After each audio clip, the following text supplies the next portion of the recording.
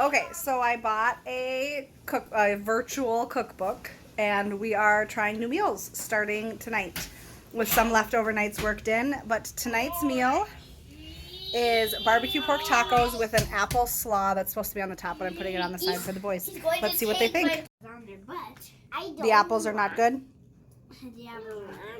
Okay. Oh. Yeah. So silly. Ugh. Oh, gross.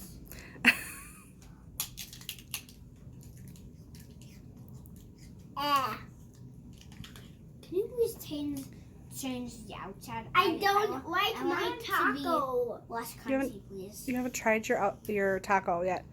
Okay, why don't you try a tiny little bite of the meat?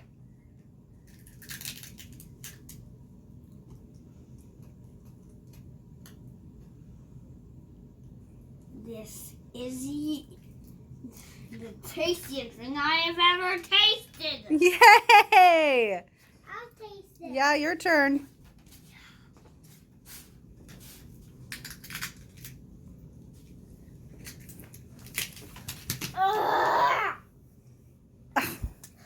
We'll have to get you a different taco.